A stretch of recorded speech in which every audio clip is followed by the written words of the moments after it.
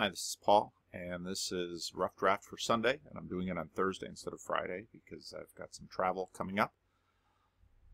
Elizabeth Elliot is a well-known Christian author. She's well-known for a couple of reasons, one of which in the 1950s her husband and some other missionaries were setting out to try to make contact with some Aboriginal tribes in a South American jungle, and they were killed by those tribes. And that story was told in her book Through the Gates of Splendor, and also more recently in a movie called The End of the Spear. And Elizabeth Elliot herself went on to continue to work in missionary service, but she also became an author and wrote a number of books.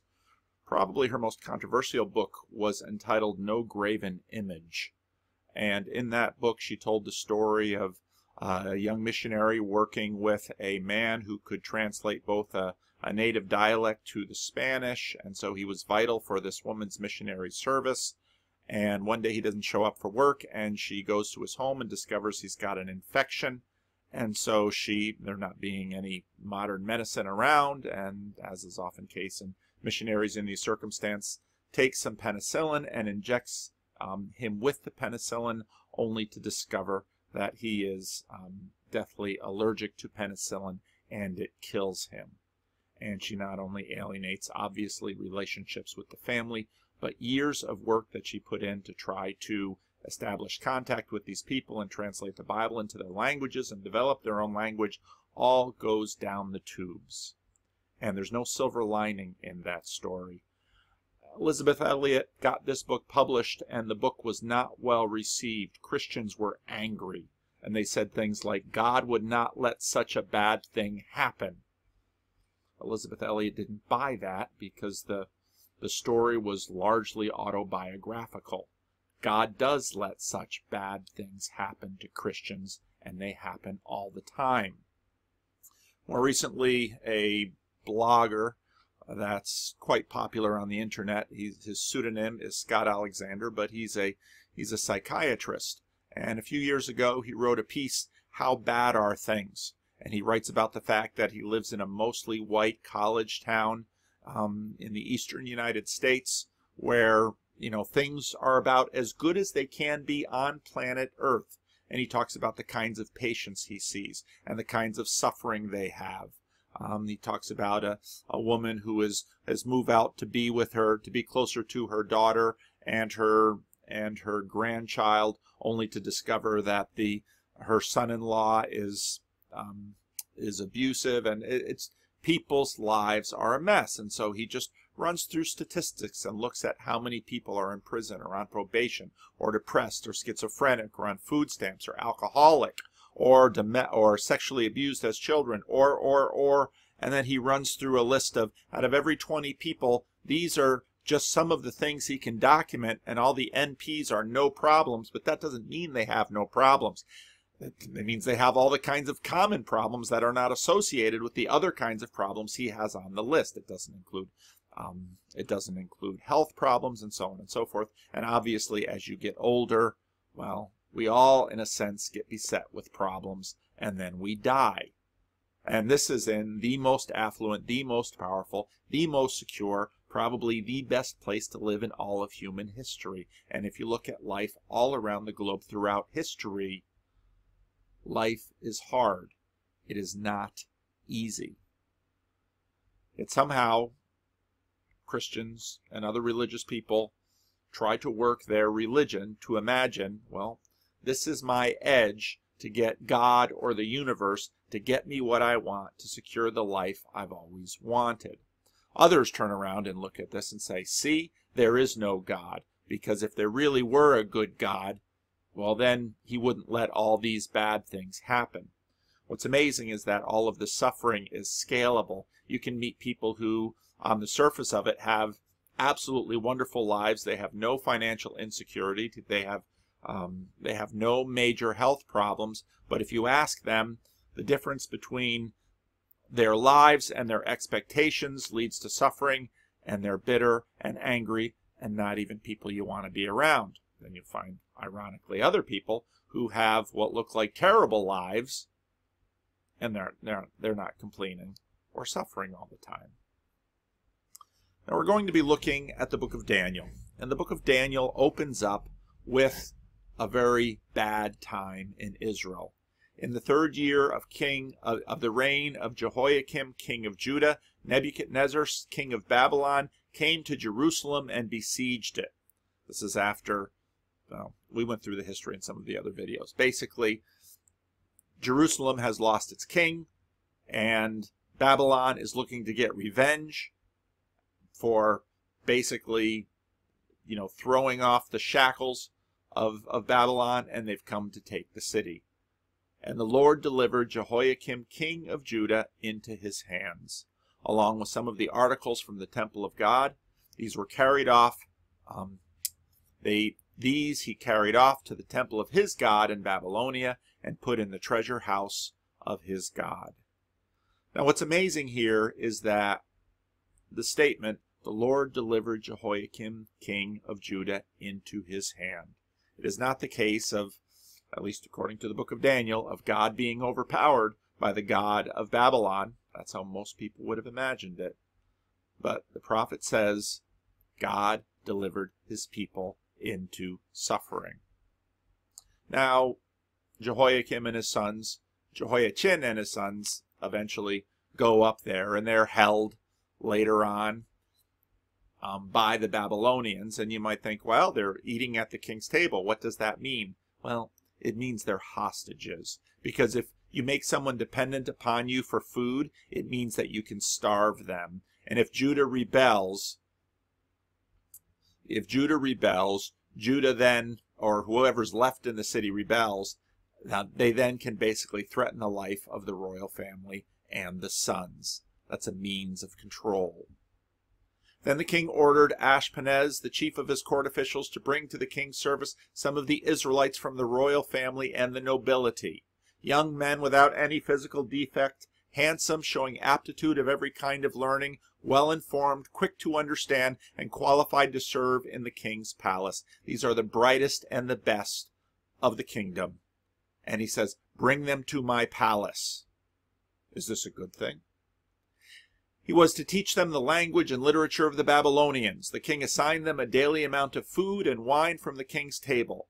They were to be trained for 3 years, and after that they were to enter the king's service. Now, again, you might imagine, well, this sounds like a scholarship. This sounds wonderful. This sounds like they're going to be taken in and educated by the world's, or at least the region's, leading nation. This is not something done out of benevolence. This is a tactic of assimilation. This is how, in fact, the king of Babylon takes control over these people. And what is not mentioned here, but what is quite likely, is that these young men are castrated. They basically become slaves. You take the brightest and the best, and you educate them. You cut off any future from them. They will never have their own families that could split their allegiance between them and the kings. You make them fully slaves, and you turn them into your agents to be used at the service of Babylon against the wishes of your national tribe. Among those who were chosen were some from Judah: Daniel, Hananiah, Mishael, Azariah. The chief official gave them new names. To Daniel, the name Belteshazzar. To Hananiah, Shadrach. To Mishael, Meshach. And to Uzziah, Abednego. The new names were Babylonian names, and especially Belteshazzar. They are now given new names in association with the gods of Babylon. There is no question who their new masters are. These young men were quite likely castrated. They were taken from their families, and they're to be indoctrinated into the education of Babylon, and they are to serve Babylon. They are to be cut off from a future that they might have as Judeans. They're to be cut off from their past as Judeans. They're given new names, new identities. That which they had, their intelligence, their good looks, all of those assets in their youth are now adopted by the Babylonians in service of the Babylonian kings and the Babylonian gods. That's the program. Now, this naming business is, of course, not new. And if you read, and I would recommend reading reading the book, I didn't see the movie, but generally speaking, the movies aren't as good. Read the original slave biography, 12 Years a Slave by Solomon Northup. And in Solomon's case, he was kidnapped. He was born free in New York State, and he was kidnapped on a trip down to Washington, D.C. He was beaten within an inch of his life and basically told, if you tell anybody who you really are, we will kill you. And then they give him a name. And someone once yells Platt because it's on a list, and nobody answers. And finally, by power of deduction, you're Platt. And he says, well, I'm not Platt. From now on, learn your name. If you forget it, basically, you're dead. That which you name, you own. But Daniel resolved not to defile himself with royal food and wine, and he asked the chief official for permission not to defile himself in this way. Now, what you see here is Daniel is trying to maintain the identity of Judah. He's trying to maintain his connection with his religion, his past, and his God. Now, for years, scholars have puzzled about this term defile because there isn't any indication that the Babylonian food is necessarily unclean. It very well may be. It might have been offered to gods. They might have pork in it. They might have shellfish in it and certain foods that would violate the covenant. But Daniel chooses to make this case. Now, you notice he doesn't do it defiantly. He asks permission of his overseer. Now, Daniel had caused the official, God has caused the official to show favor and compassion to Daniel. And right away we see the strangeness of this God. On one hand, this God would deliver Daniel into slavery, into losing his future, into what in the ancient world would be called hell for all practical purposes. They didn't have a concept of hell. But yet at the same time, God shows a little mercy, and the official decides to give Daniel a little bit of latitude. But this is risky for the official. But the official told Daniel, I'm afraid of my lord the king, who has assigned food and drink. Why should he see you worse looking than all the other men of your age? The king would have my head because of you. And that's not a euphemism. That's not an exaggeration. It would never be a euphemism. It's the wrong word. The king would literally take his head if his servant doesn't do as the king wants. And as we go through the book of Daniel, you'll see regularly King Nebuchadnezzar is demanding the heads of people. You didn't cross a king like Nebuchadnezzar. If for any reason he woke up on the wrong side of the bed and you crossed him, you were dead. That was the way it worked. And now Daniel is asking this official to go out on a limb to let him try water and vegetables. Now, the conventional wisdom at this point is that the wine and the meats that are being served at the king's table are the best food, and these best foods sacrificed to the gods will probably yield the best health and the best, most vital young man, because the gods are connected to the rest of life. Daniel then said to the guard, who was the chief official who had appointed him over Daniel, Hananiah, Mishael, and Azariah. It's important to pay attention in the book of Daniel when their Hebrew names are being used and when the Babylonian names are being used. Please test your servants for 10 days. Give us nothing but vegetables to eat and water to drink. Then compare our appearance with that of the young men who eat royal food, and treat your servants in accordance with what you see. Daniel now goes out on a limb and says, this is the test. I'm asking you to go out on a limb. I will go out on a limb. So he agreed to this and tested them for 10 days. And as we go through the book of Daniel, you're going to see a series of tests. At the end of the 10 days, they looked healthier and better nourished than any of the young men who ate the royal food. So the guard took away their choice food and the wine that they were to drink and gave them vegetables instead. So the guard is doing a little science experiment here, and here, lo and behold, the religious observance of Daniel gets basically put out among the rest of the young men who are not Judean, who are from the other nations that Babylon has conquered. And now we're going to begin to see a pattern develop in the book of Daniel where instead of God conquering in the way that Marduk and Nabu, Marduk's son, and the other gods of Babylon, everyone imagined they're all conquering by power over, God is going to begin to conquer by power under. To these 4 young men, God gave knowledge and understanding of all kinds of literature and learning, and Daniel could understand visions and dreams of all kinds. And again, we see this current, which is going to be power under versus power over again and again. It's in the small, subtle ways that the empire and the coercion of Daniel and his friends are going to be undermined subtly by God, not through violence, not through bloodshed, but through God acting patiently, quietly from below. At the end of the time set by the king to bring them into his service, the chief official presented them to Nebuchadnezzar. The king talked with them and found none equal to Daniel, Hananiah, Mishael, and Azariah, so they entered the king's service. In every matter of wisdom and understanding about which the king questioned them, he found them 10 times better than all the magicians and enchanters in his whole kingdom. And Daniel remained there until the end of the 1st year of King Cyrus. Now what's interesting, on the one hand, this sounds great.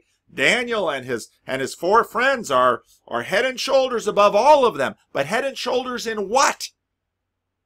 As slaves. As being co-opted. And another one of the themes we're going to see through the book of Daniel is what kinds of servants of this pagan tyrant will Daniel be? Because if Nebuchadnezzar is an evil pagan tyrant, shouldn't Daniel always be constantly trying to subvert the king? Or will Daniel be the best servant? And we're going to see this tension as the book unfolds. And we're going to feel this tension, and this is supposed to help us, inform us as to how to play out these tensions in our lives. Now, this is not a story about expressive individualism. This is not a story about first world problems. This is not a story about pampered people always getting what they want. Daniel and his friends are hostages of sorts. They are slaves, possibly eunuchs, castrated. All hope for a family is literally cut off. In the ancient world, you transcended death through your children. Your children gave you life after death, and they have no hope for children. They, in a sense, are consigned to hell, metaphorically speaking. They lost all future of self-determination. And there is not just one kind of slavery. And so again, this idea of what kinds of servants will they be? What kinds of servants should they be in the midst of this pagan, godless empire? They're given the names of foreign gods. They're subjected to all kinds of compromises. How should they live? The first 6 chapters of Daniel will be all about ordeal stories. Ordeals are life and death trials where proof of divine favor is exhibited in miraculous deliverance from ordinary and expected harm. And so in this case, everyone assumed that the rich food from the king's table would yield better outcomes in terms of their health. But here you had an unusual circumstance where water and vegetables produced better. Now, some of you today might say, aha, see, veganism works. First of all, that's not the point of the story. The point of the story is that, in a sense, God's way, not defiling, God works a tiny little minor miracle, honoring the resistance that Daniel and his 4 friends are offering to empire. But notice the way the resistance is carried out.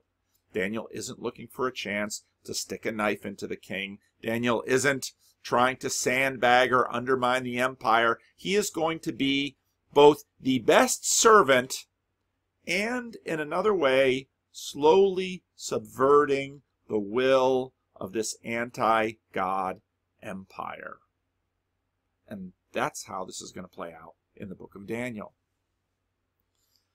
But there's more to it, because if you might have noticed at the beginning of the book in verse 2, the Lord delivers Jehoiakim, king of Israel, into his hand, along with the articles from the temple of God. These he carried off to the temple of his God in Babylonia and put in the treasure house of the God. Now, what did that mean? It means the humiliation of Israel's God.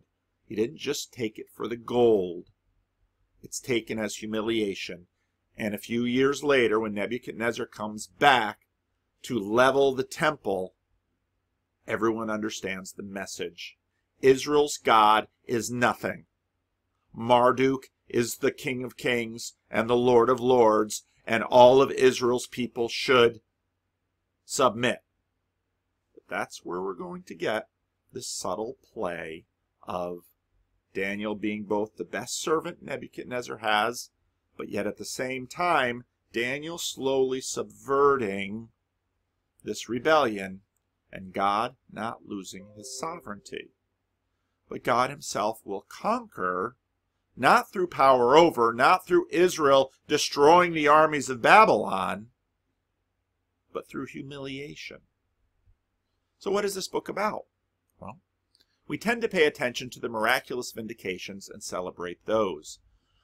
But Daniel will be cut off. No hope for family or freedom for the rest of his life. As an expressive individualist, Daniel has no hope. His people and their God are humiliated. They are the losers to the powers of this world. How then should they live?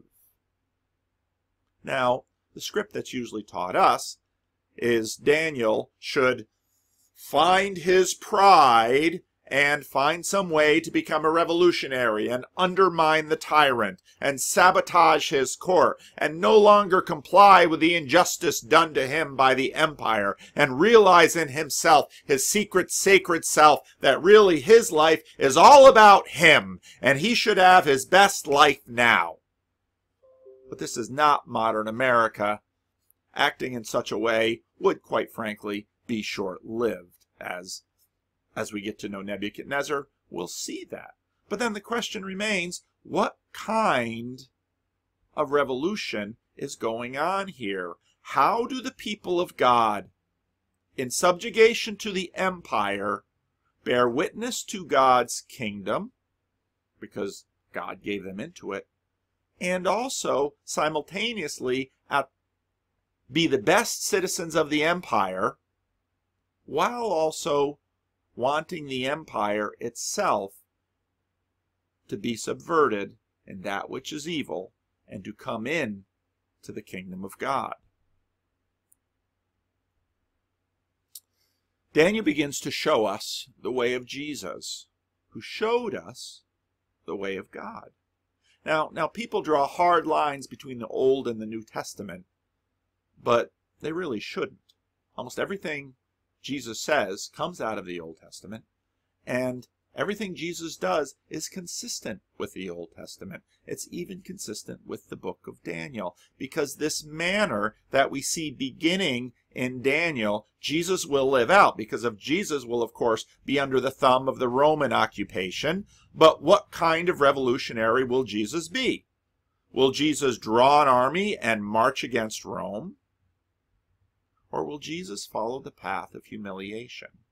God willingly endures humiliation with and for the sake of his people.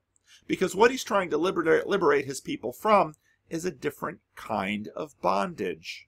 It is through that humiliation that the tyrants have a chance for freedom from their own bondage. The Israelites had their chance at being the big empire. Under David and Solomon, they subjugated their neighbors. Now they are being subjugated. And the question is, how does God really subvert the way of empire and the way of the world? You see, tyrants are slaves to themselves. I'm going to put a slide in. Now what you begin to see, and what will be evident throughout the book of Daniel, is that tyrants are slaves to themselves. Again and again we're going to see how Daniel, although he is a slave, although he is cut off, although he is in bondage, is calm, cool, and collected, even though his life is always at risk. But Nebuchadnezzar, who is at the top of the heap, who, should have every advantage in the world, he's slave to his own inflated sense of self-importance. He's a slave to his own appetites and desires and his own ego. He's a slave to fearing his lofty place. But God, who has all power legitimately, he didn't take it from anyone, he made the world, is willing to be humiliated in order to help his creation be free from the internal chains they cannot see. He never loses sovereignty, yet he suffers for them and with them. Now, those of you who know the Jesus story can begin to see that this is finally fully revealed in Jesus. If you look at Elisabeth Elliot, she's a very amazing woman, because in all the calamities of her life, she saw this, which is why she wrote this book that offended so many Christians, and Christians were all upset because we're right there with Nebuchadnezzar and empire and the rest of the world, and we want our best life now. And Elisabeth Elliot says that's not the way God works. We know, for example, that time and again in the history of the Christian church, the blood of the martyrs has been its seed. So we are tempted to assume a simple equation here. 5 men died. This will mean X number of Warani Christians. Perhaps so, perhaps not. Cause and effect are in God's hands. It is not the part of faith simply to let them rest. Is it not the part of faith simply to let them rest there? God is God. I dethrone him in my heart if I demand that he act in ways that satisfy my idea of justice. It is the same spirit that taunted, "If thou be the Son of God, come down from the cross." There is unbelief. There is even rebellion in the attitude that says, God has no right to do this to 5 men unless blank. The name of the Auca is a Quechua word meaning naked or savage. It is no longer used. Warani is what the people call themselves. Their story at the time of the death of the men, later when I lived with the Indians themselves, and during all the years since, as I've recounted it and reflected on it in the light of my own subsequent experience, has pointed to one thing. God is God.